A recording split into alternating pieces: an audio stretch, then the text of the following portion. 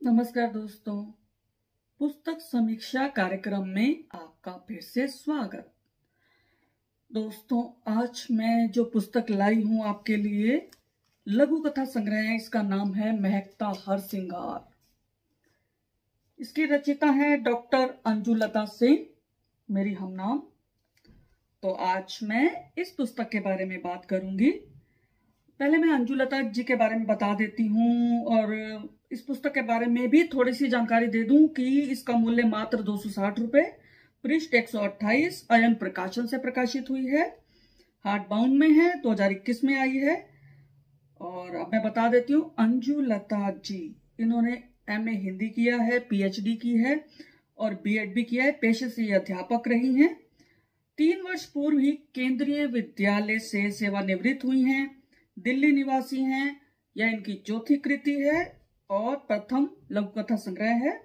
अनेक पुरस्कारों से सम्मानित हैं ये। वर्तमान में प्रतिभा विकास मिशन NGO की स्थापना की है, जिसमें गरीब बच्चों को पढ़ाती हैं ये और उसकी संचालिका के तौर पर कार्य कर रही हैं।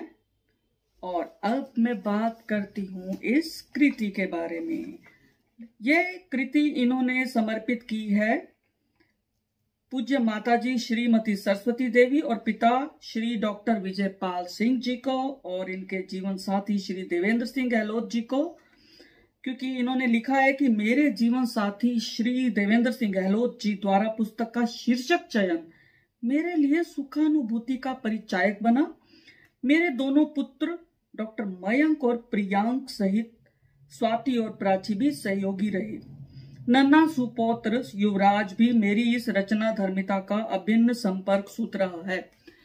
तो डॉक्टर अंजुलता जी ने अपने परिवार को पूरी तरह से ये पुस्तक समर्पित की है। अब मैं बता देती हूँ, इस पुस्तक में 65 लघु कथाएं हैं और इसकी भूमिका लिखी है सुप्रसिद्ध साहित्यकार डॉक्टर घमंडी लाल अग्रवाल जी ने। उन्होंने इनकी लघु कथाओं को दिग्भ्रमित समाज को सजग करती लघु कथाओं का दर्जा दिया है। और कल्पना मिश्रा जी ने भी लिखा है। कल्पना मिश्रा जी कहती हैं उन्होंने इस पुस्तक के बारे में कहा है कि महकता हर सिंगार नाम ही अपने आप में बेहद खुशनुमा है। हर सिंगार यानी पारिजात के फूल खूबसूरत होते हैं जो डाली पर रुकते नहीं बल्कि खिलते ही झड़ जाते हैं। इस कथा में इन्हीं फूलों के माध्यम से जीवन की नश्वरता का संदेश दिया गया है। हर सिंगार, जिसे अब रात की रानी भी कहते हैं, जैस्मिन, बहुत खुशबूदार फूल होते हैं ये। और उसके बाद अब मैं बात करती हूं अपनी। मेरी नजर में इनकी लघु कथाएं खुशबू बिखराती महकाती हैं। इन लघु कथाओं के विषय में यह कहना अतिशयोक्ति न होगा कि ये लघु कथाएं हर सिंगार के फूलों की मानिंद महकती हैं, क्योंकि इनमें सादगी की खुशबू, मानवता की महक और स्नेहिल भावनाओं की छुअन है। ये सर्वहारा वर्ग के अधिकार की बात भी करती है और उनके प्रति दयालु भाव भी दर्शाती हैं। इनमें प्रेमी युगल की चुहलबाजी है, कामकाजी महिला का संघर्ष है, शिक्षा जगत की घटनाएं हैं। समाज सेवा से जुड़ी लघु कथाएं परोक्ष रूप में सेवा करने को प्रोत्साहित करती हैं। सेवानिवृत्ति उपरांत जिजीविषा को कोई कैसे कायम करे, ये अंजुलता जी से आप सीखा जा सकता है। इनकी लघु कथाओं में इन्हें सलीके से उन्होंने पिरोया भी है। रिश्ते नातों को भी इनकी लघु कथाओं ने खूब जांचा परखा और कोरोना वायरस जनित महामारी का आमजन पर क्या प्रभाव पड़ा, इसे भी लेखनी के माध्यम से उठाया गया है। इनकी लघु कथाएं प्रभावशाली हैं। कहीं कहीं आकार थोड़ा बड़ा हो गया, वो मुझे खटका। भाषा पात्रानुकूल है, लघु कथाओं को मजबूती प्रदान करती है। सरल सीधी लघु कथाएं पाठकों को प्रभावित करने में सक्षम हैं। तो मेरी बहुत बहुत बधाई अंजुलता जी को। और अब मैं बताती हूँ कि इन्होंने एक खास बात बताती हूँ इस पुस्तक की, कि आत्मकथात्मक शैली का इन्होंने जो प्रयोग किया है, उससे ये सच्ची घटनाएं ये प्रतीत होती हैं कि उन पर आधारित है लघु कथाएं। और अब मैं पढ़ती हूँ लघु कथाएं। महकता हर सिंगार शीर्षक कथा इन्होंने फ्लैग पर ही दे दी।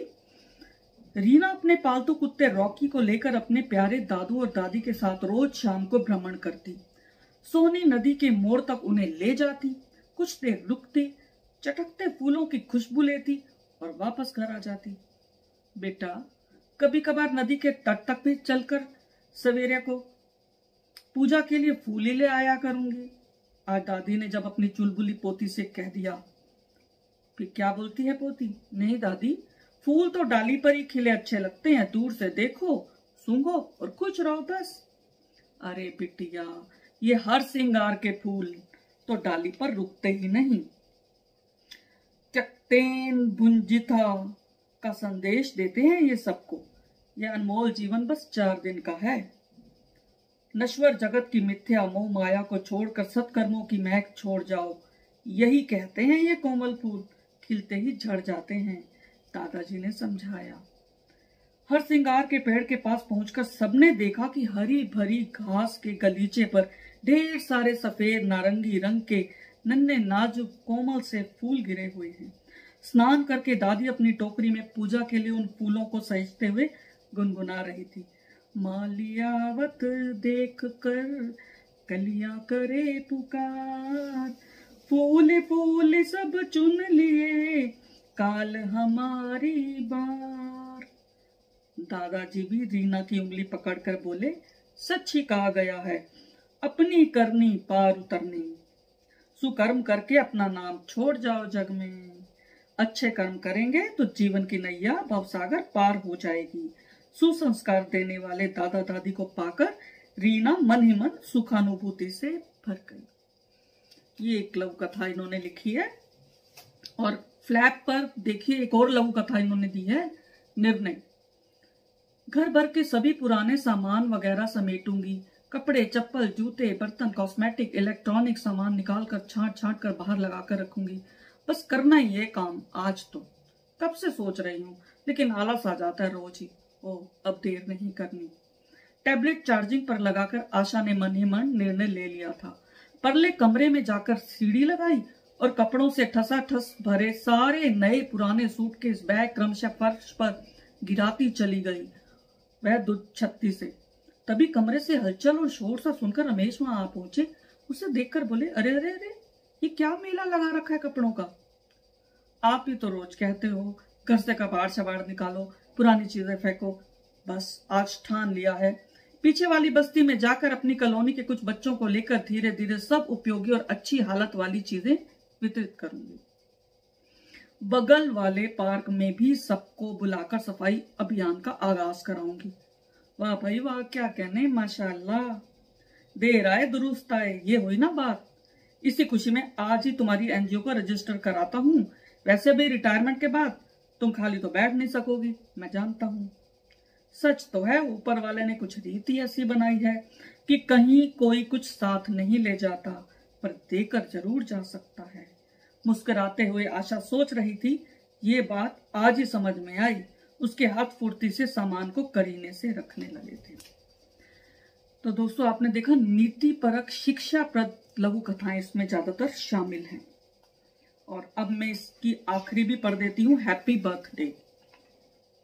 रोज की तरह ही नहा धोकर नाश्ता वगैरह करके पुलकित अपना लैपटॉप लेकर स्टडी रूम में बैठा ही था कि तभी हौले हौले कदम रखते हुए मैं और रमेश चुपके से जाकर उसके पीछे खड़े होकर बोले, हैप्पी बर्थडे टू यू पल्लू बेटा।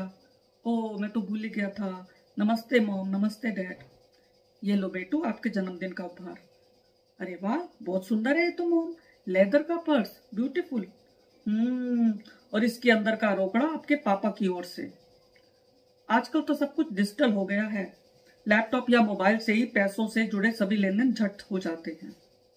अब तो हमारे बैग भी सब हल्के फुल्के रहते हैं, कभी कभी तो पैसे होते ही नहीं हमारे पास। मम्मा, चहकती हुई दरवाजे पर खड़ी बहू पायल बोली, इस नकदी को सोच समझ कर ही खर्च करना। इस बार किराएदारों का किराया भी माफ कर दिया, उधर काम वाली को भी वेतन दिया है। संभाल कर मितव्ययता से खर्च करना।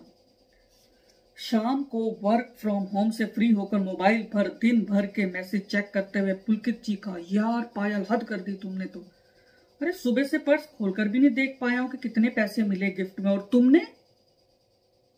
बेबू, बस 7,000 की मेकअप किट तो मंगाई है, ऑनलाइन रिटर्न गिफ्ट भी तो होता है। तुमने तो कहा था मेरा सब कुछ तुम्हारा ही है। हैप्पी बर्थडे बेबू, कहते हुए पायल पुलकित से लिपट गई। तो देखा आपने दंपत्ति के प्रेम की, आधुनिक दंपत्ति जो है किस तरह उनकी प्रेम की गाथाएं लघु कथा में सिमटी हुई है, ये अंजू लता जी कर सकती हैं। तो दोस्तों आपने देख लिया महकता हर सिंगार। तो फिर मिलेंगे एक नई कड़ी के साथ, एक नए कार्यक्रम के साथ। तब तक के लिए मुझे आज्ञा दीजिए। धन्यवाद।